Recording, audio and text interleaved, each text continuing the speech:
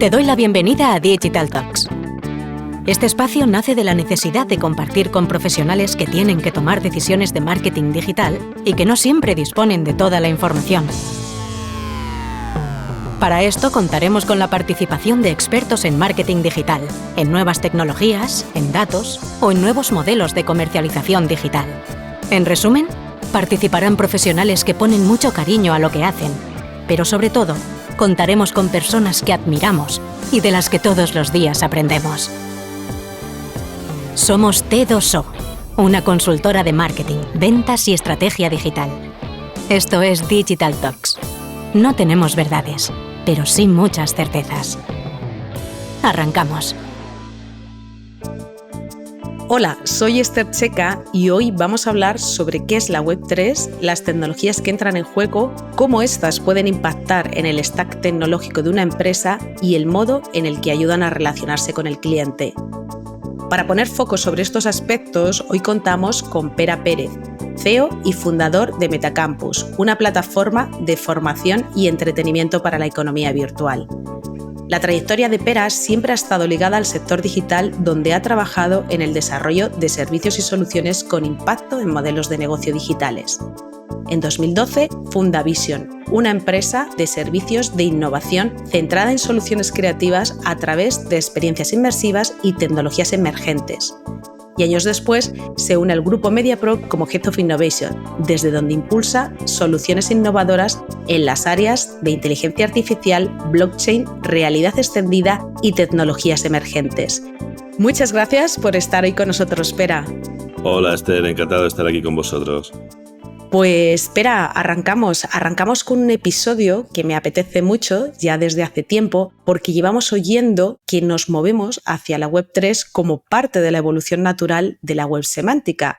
Y la verdad que me gustaría que en este episodio nos ayudases a entender, pues un poco más qué es la Web3, qué implicaciones tiene, pero sobre todo también me gustaría entender el impacto no solamente tecnológico, sino también económico y social que va a tener el uso de estas tecnologías en nuestras vidas. Así que vamos a empezar por el principio. ¿Qué significa la Web3 y qué tecnologías entran en juego? Bueno, la Web3, que es una evolución de la Web2 que estamos hoy, digamos, el principal avance tecnológico, la principal diferencia es que se basa en la tecnología blockchain, que no deja de ser una base de datos en forma de cadena de bloques totalmente inmutable, por lo que no se puede cambiar la transacción que se ha realizado y totalmente transparente para que todas las partes puedan conformar las transacciones o las relaciones, digitales que se realicen a través de esta base de datos. Aparte de la blockchain que has comentado, ¿qué otro tipo de tecnologías entran en juego dentro de esta Web3? Bueno, dentro de la Web3, para que lo que realmente significa dentro de un ambiente tecnológico es lo que se le llama la descentralización de las transacciones. ¿Esto qué significa? Pues que son, relaciones con una prueba, de veracidad, de autenticidad, sin necesitar una parte intermedia entre las dos personas que hacen la transacción o las dos partes que hacen la transacción. A nivel, de protocolos, son protocolos web, que se está trabajando en una serie, de estándares para su interoperabilidad, para su compatibilidad y que de esta forma pueda crecer de forma escalada, como pasó con la Web 1 cuando se crearon los estándares de HTTP.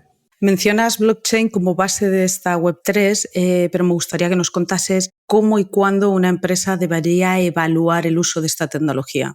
Bueno, lo que es la blockchain nos abre un mundo de posibilidades a la hora de adaptar los modelos de trabajo y todos los procesos de elaboración, de los servicios de las empresas. Creo que todas las empresas a día de hoy tendrían que empezar a valorar qué ventajas, qué beneficios podrían aportarles el hecho de utilizar este tipo de bases de datos o este tipo de transacciones descentralizadas. Esto por un lado, pero también explorar un poquito qué riesgos pueden tener, digamos, en su sector versus empresas que nacen nativamente como empresas de Web3, donde pueden ser muchísimo más ágiles a la hora de realizar los mismos servicios por la automatización, digamos, que nos permiten estas tecnologías descentralizadas. Tu experiencia, Pera, ¿qué sectores ves que son los más proclives para su uso y sobre todo por qué? Bueno, los primeros sectores que realmente empezaron con su uso fueron los sectores financieros, ¿no? Vimos que pues a través de las criptomonedas, que no dejan de ser, digamos, lo que son monedas digitales descentralizadas utilizando blockchain, entonces esto dio paso a lo que se llama las finanzas descentralizadas. Entonces se han desarrollado muchísimos protocolos para agilizar, digamos, nuevos formatos financieros, digamos, nuevos servicios, tanto a la parte, digamos, de transaccionar, a la parte de generar una serie, digamos, de intereses o, digamos, operaciones que permitan, digamos, el intercambio de muchísimas monedas, ya sean centralizadas o descentralizadas, dentro de un mismo protocolo. Esto es algo que hemos estado viendo en los últimos 3-4 años, pero la creación o cuando se empezaron a utilizar los NFTs, que no dejan de ser unos activos digitales, que es lo que acompañan, digamos, a los tokens, porque en el fondo, digamos, todas estas criptomonedas son tokens dentro de blockchain, y los NFTs, en el fondo, el valor que queda registrado es el token a lo que se le asigna una utilidad, se le asigna un valor, se le asigna una tipología de uso a través del contrato inteligente, y eso es lo que da forma a este tipo de NFTs, ¿no? Que son los NFTs son, digamos, non-fungible tokens, ¿no? Son tokens no fungibles, lo que significa que son indivisibles.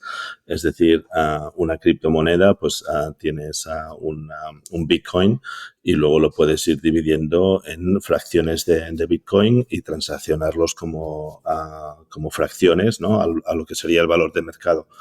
En cambio, un NFT es un activo digital indivisible que no lo puedes fraccionar, y que su precio, normalmente su precio de mercado es algo que se estipula entre las dos partes que hacen la transacción, y no tiene un precio fijo como sí que tienen las criptomonedas. Uh-huh. Estas tecnologías que de alguna forma, bueno, nos estás mencionando y que dan respuesta a la construcción del metaverso o del concepto de metaverso que estamos escuchando, ¿cómo de real es hoy hablar de construir un metaverso para una empresa? Bueno, empezaríamos quizá, ¿no?, por el concepto del metaverso, ¿no?, que no deja de ser, digamos, una evolución de lo que es la experiencia de usuario de Internet hoy en día, para pasar a una web mucho más experiencial, mucho más inmersiva, mucho más navegable y vivencial. Entonces, por una parte, lo que se llaman las plataformas de metaverso o plataformas inmersivas, básicamente, digamos, lo más parecido serían los videojuegos, donde tú puedes tener tu avatar, puedes tener, digamos, tu propia identidad y puedes realizar una serie de experiencias dentro de ese entorno, ¿no? Luego, lo que nos da la parte de Web3 es la parte de poder tener en propiedad ciertas partes de la experiencia, o utilizar lo que serían los activos digitales o las monedas digitales como una forma de intercambio a la hora de, digamos, de interactuar dentro de esa plataforma, de transaccionar, etcétera, ¿no? Entonces, lo que son las plataformas inmersivas es algo que en los videojuegos llevamos muchísimos años que se están utilizando, donde las marcas han ido entrando cada vez más, pero también a través de la pandemia lo que empezamos a ver fueron lo que llamamos los eventos virtuales. Entonces, ahí ya se demostró que es posible generar experiencias de marca o incluso experiencias corporativas con una audiencia interna, ya sea para formación, ya sea para eventos, ya sea para, digamos, presentación de nuevos productos o servicios, dentro de una web que, digamos, donde el evento pasa en directo, pero que tiene un carácter mucho más social de lo que estamos acostumbrados y tiene un carácter mucho más experiencial, ¿no? Y eso es lo que nos trae esta parte, digamos, de los avatares en el momento que empiezas a darle una libertad de identidad, de expresión, de capacidad de movimiento y de interacción, pues eso se nos abre muchísimas más posibilidades sobre qué pueden hacer los usuarios dentro de un entorno digital. Has mencionado en la anterior pregunta la explicación del funcionamiento también de los NFTs y aquí me surge la pregunta de en qué momento tiene sentido que las marcas los utilicen como parte de su relación con el consumidor. Realmente tiene sentido en el momento que la marca realmente entiende el valor y las limitaciones de los NFTs. En ese momento, una vez, digamos, han hecho este proceso de aprendizaje, aquí pueden empezar a trabajar en una estrategia para después poder implementar, digamos, lo que sería un nuevo servicio de tokens en formato de NFT.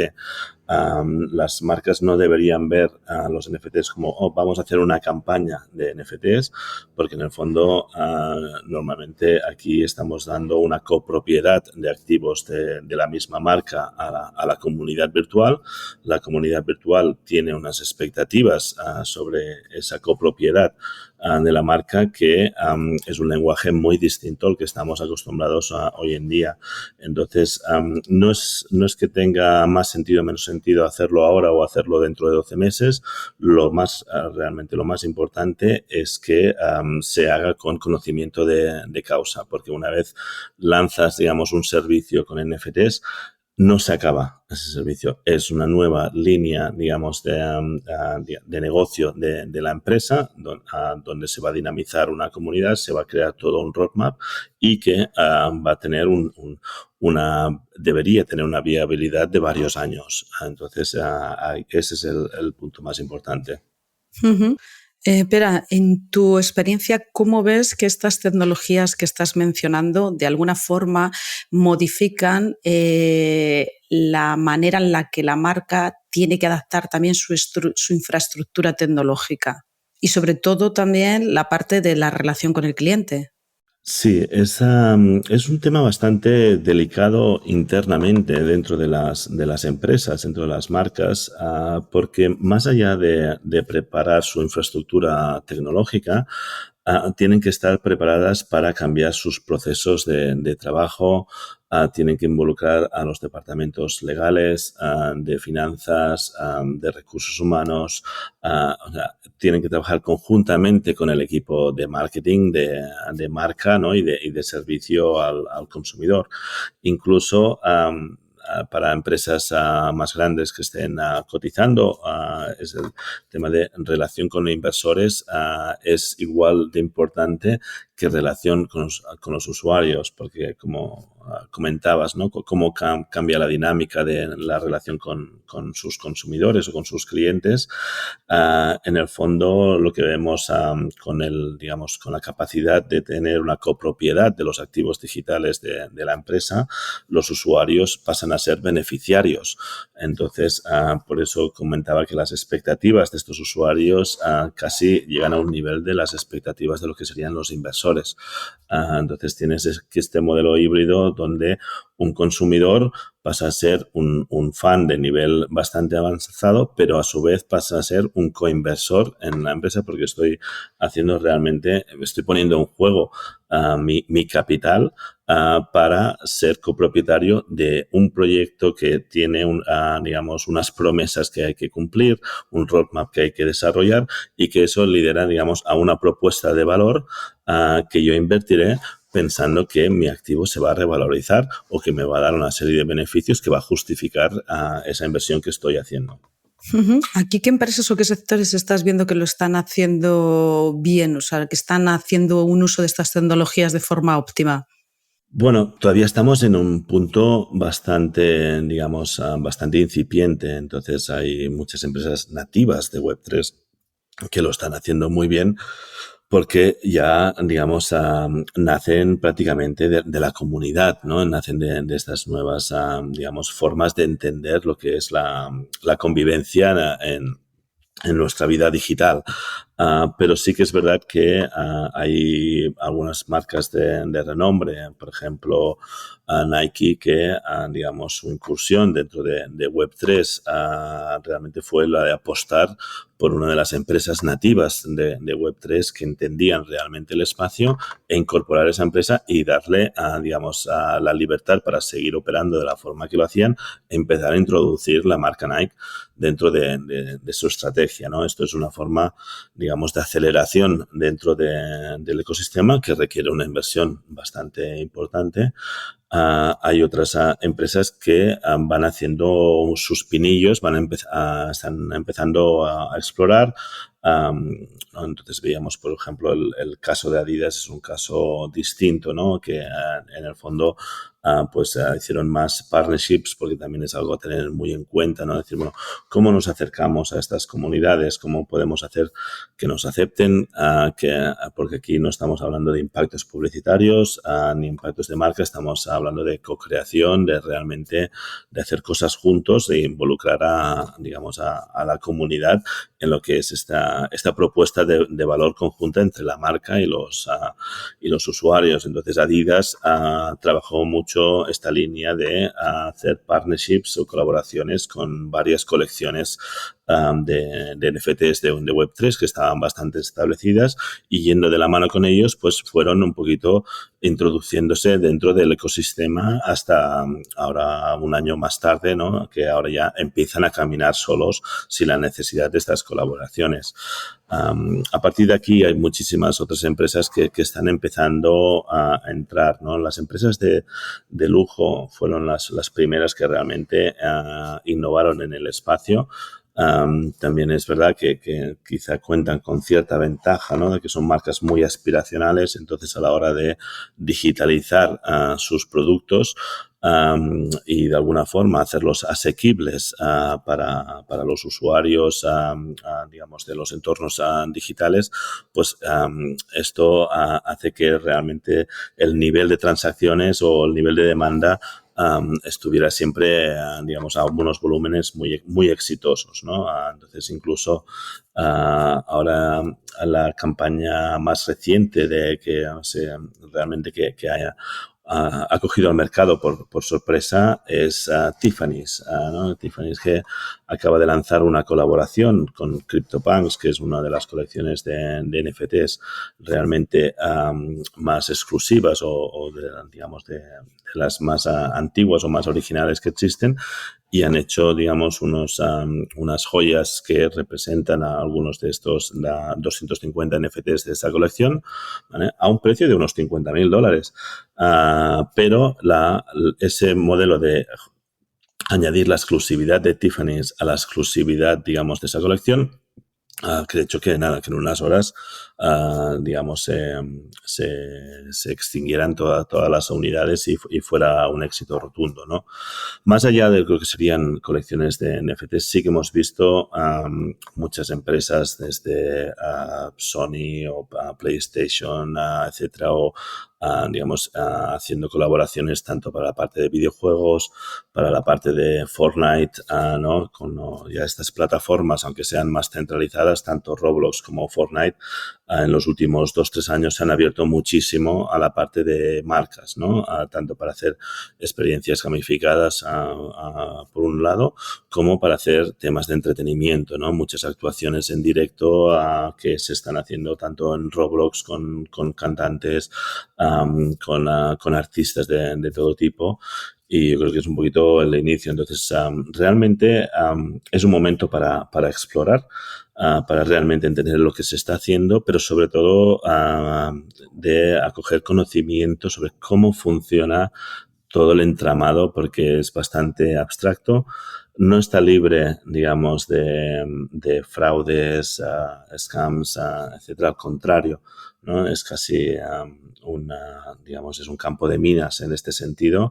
Hay que ir con mucho cuidado, especialmente porque aquí ya no estamos hablando, casi no es tanto un problema de datos, porque la privacidad que nos provee, digamos, la Web3 en este sentido casi no es un problema de que te vayan digamos, a robar los datos de los usuarios, porque tampoco los tienes, pero el problema es el acceso a las carteras digitales, a que puedan robarte tus activos digitales, ¿no? Y tus criptomonedas, etcétera, ¿no? Y que una campaña de una marca, en un 95% de los casos, si la marca tiene cierto renombre, se van a generar una serie, digamos, de réplicas muy parecidas para intentar engañar a los usuarios que quieren acogerse a los activos de esa marca y, digamos, vayan a webs espejo, ¿no? Que realmente, pues les estafan y les quitan los activos que tienen. Entonces, es una responsabilidad de la marca el hecho de,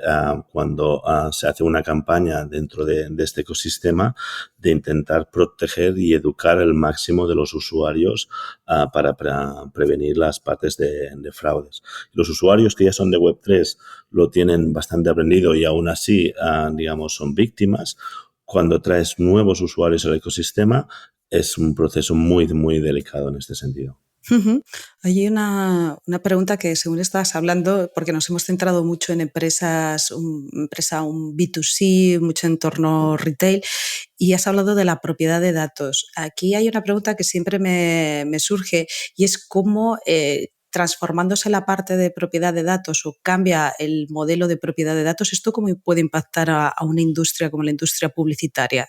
Pues radicalmente. Y quizás aquí es una de digamos, de los desafíos más grandes que tiene la industria de medios de hoy en día, ¿no? Donde llevamos una década que estamos realmente a través de adquirir datos constantemente, de intentar hiperpersonalizar esas comunicaciones a los usuarios, y ahora estamos pasando de repente a otra época donde los usuarios tienen un control absoluto de sus datos, donde pueden ser 100% digamos, privados, o pueden decidir solo compartir los datos que realmente necesite cada una de las webs donde se conectan. Entonces, aquí hay que cambiar el enfoque, hay que cambiar la estrategia y hay que pensar, aprender a trabajar con usuarios anónimos basado en hábitos, basados en, digamos, en gustos, en comunidades. Es como que pasas de un poquito de promocionar tus productos a un usuario porque esa persona tiene estos años y vive en esta región, etcétera, a una comunidad, ¿vale?, que les une unos intereses, entonces, ¿cómo puedes ser parte de esos intereses a los que la comunidad no puede estar más receptivos? Entonces, hay muchísimo trabajo por hacer, pero realmente es por eso que las marcas se tienen que empezar a poner las pilas ya, las agencias de medio también, las agencias de publicidad también.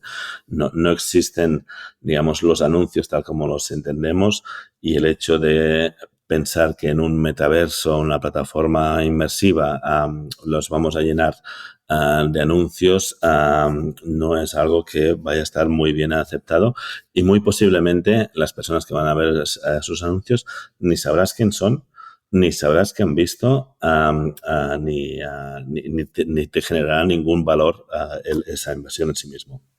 Claro, entonces esto de alguna forma está transformando también pues los stacks tecnológicos que a día de hoy estamos viviendo, los DMPs, los DSPs, la forma de, lo has comentado tú, la forma de segmentar y clusterizar esas audiencias, esa hiperpersonalización. O sea, no hemos entrado todavía en el cookieless de verdad, pero por lo que nos estás contando, esto va mucho más allá de una pérdida de visión de ese dato de usuario. Va mucho más allá, tienes toda la razón. Y el tema, digamos, sobre todo, que incluso los datos de mi cartera son unos datos temporales, porque yo ahora puedo tener un NFT de una colección, y me estás targetizando por ser parte de una comunidad, pero a día de mañana una persona totalmente distinta a mí podría tener, digamos, el mismo perfil que yo tenía en los últimos 6 meses. Entonces, aquí cambia muchísimo, como tú dices, esta parte también.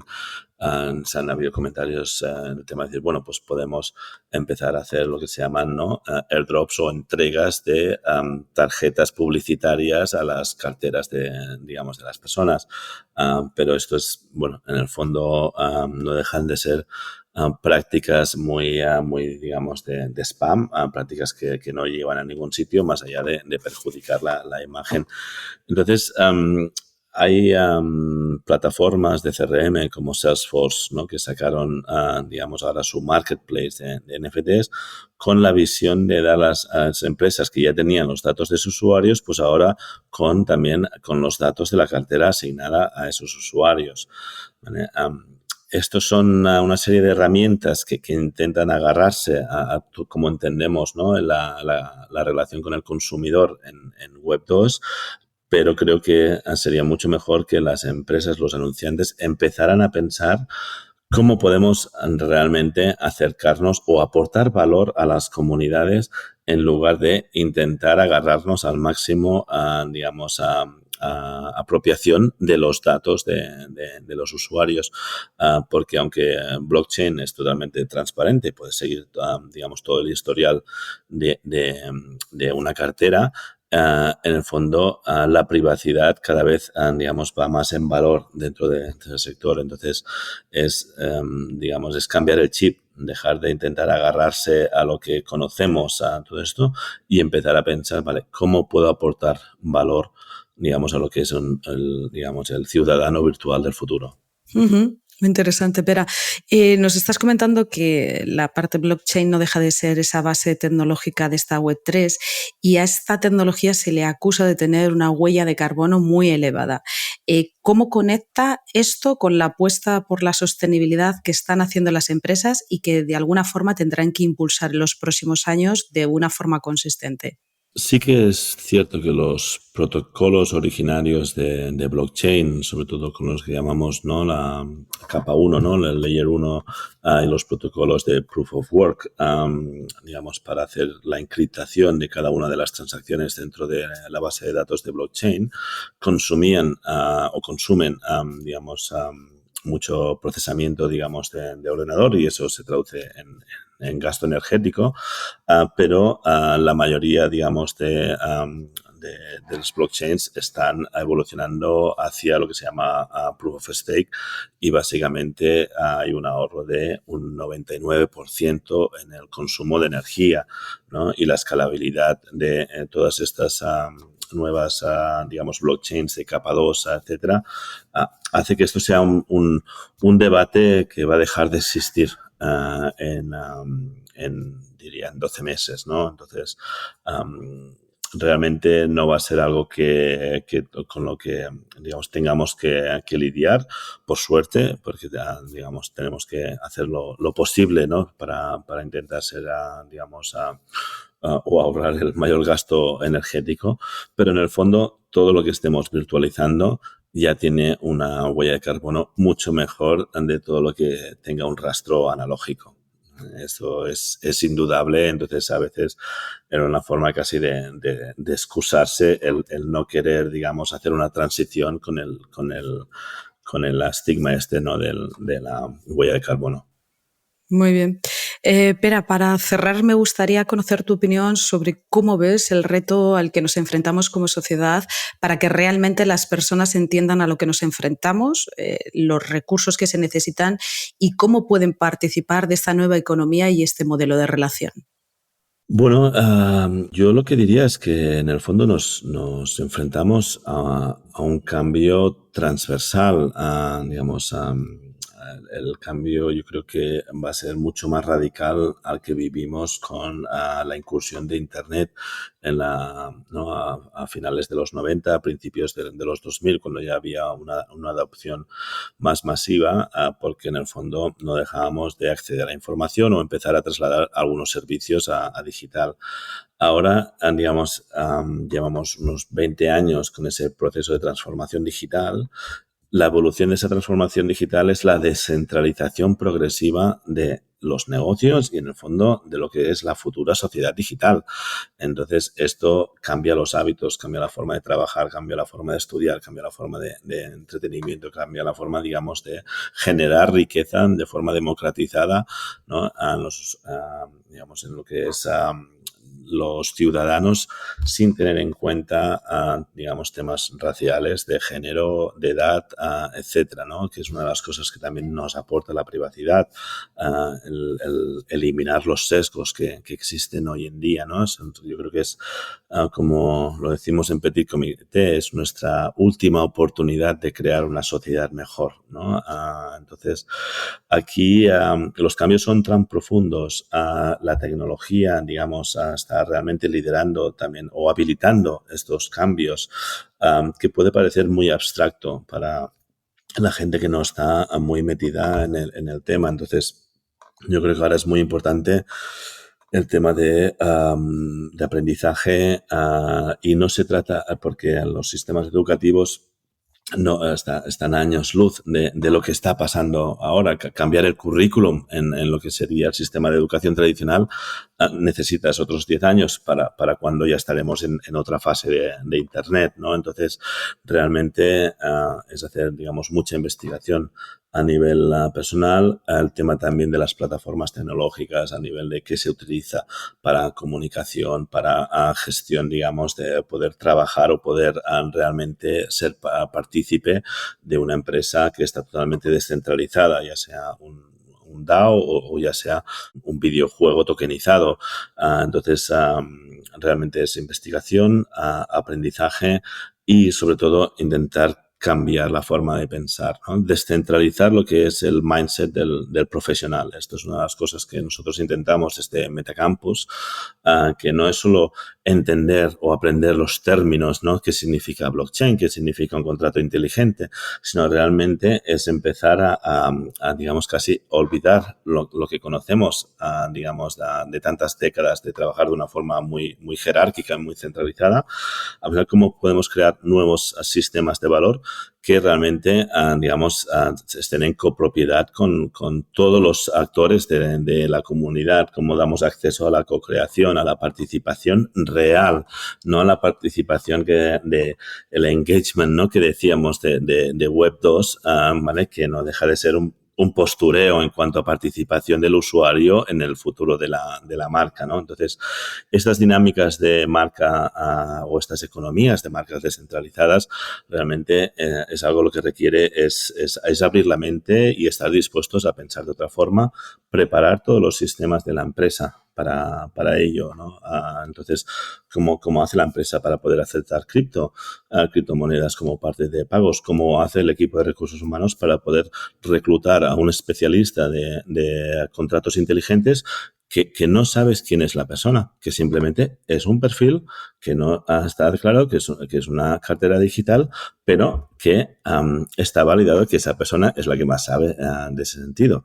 Entonces, todo este tipo de cosas es lo que hay que ir trabajando y empaparse muchísimo, ¿no? Pero con una mentalidad muy abierta al cambio, hacer las cosas de forma distinta.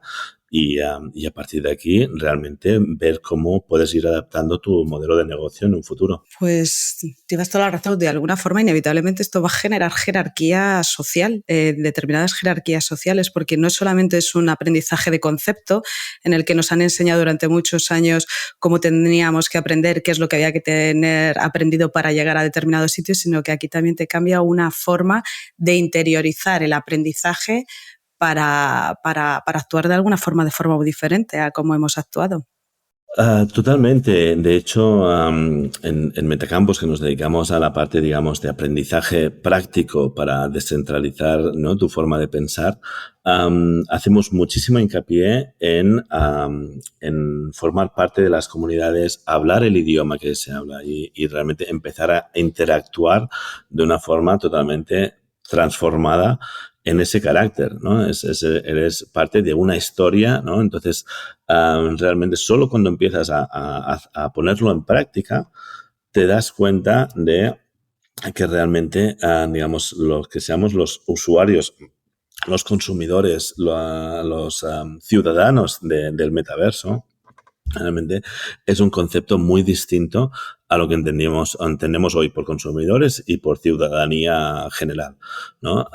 Entonces, aquí es una parte de roleplay, es una parte de realmente la gamificación que llevamos años, ¿no? Intentando gamificar las experiencias. La gamificación aquí como forma, digamos, de negocio en sí mismo, es algo que es totalmente intrínseco, ¿no? a esa parte, ¿no? Y verlo desde fuera te parece irreal, pero cuando te fuerzas a interactuar, a hablar como ellos, a estar en el disco, a ser parte de la comunidad, llega un punto que las relaciones que se forman en las comunidades virtuales son quizá más, digamos, más duraderas o más sostenibles que las relaciones que se forman en el mundo real. Porque las formas sin tener ningún sesgo sobre esa persona, porque a lo mejor los dos utilizamos el mismo carácter, ¿no? de la colección, y para cuando nos conocemos, para cuando me doy cuenta que esa persona es un hombre o es una mujer o tiene 25, 45 o es de una raza o de otra, ya tenemos un vínculo emocional que lo demás no importa. En cambio, de la otra forma, nosotros llevamos interiorizando una serie, digamos, de estereotipos que, ya sabes que dicen, ¿no? Que los primeros 10 segundos son los que más importan en la hora de causar una impresión. Este tipo de cosas que no nos damos cuenta y hacen que esa relación realmente esté sesgada desde el día 1. Aquí no pasa esto. Y lo que, por lo menos los que estamos dentro, nos damos cuenta que luego cuando hacemos algún meetup donde nos encontramos en físico o hacemos la primera videollamada, es casi como un motivo de celebración, de decir, ostras, como abrir un huevo Kinder, ¿no? Okay. Pero ya esa relación y esas expectativas que tenías de uno u otro no cambian para nada, ya están forjadas. Desde luego es un modelo de sociedad, por decirlo de una forma, un modelo de sociedad, un modelo educativo y un modelo cultural al que parece que nos estamos moviendo bastante o sustancialmente diferente a lo que hemos vivido durante estos años. Pero muchísimas gracias por tu tiempo, por el conocimiento que nos has trasladado, el entender las implicaciones que tiene movernos hacia una web 3.0 desde un punto de vista de empresa, pero también desde un punto de vista social. Así que muchísimas gracias por tu conocimiento. Ha sido un placer, muchísimas gracias por invitarme y nos vemos en el metaverso.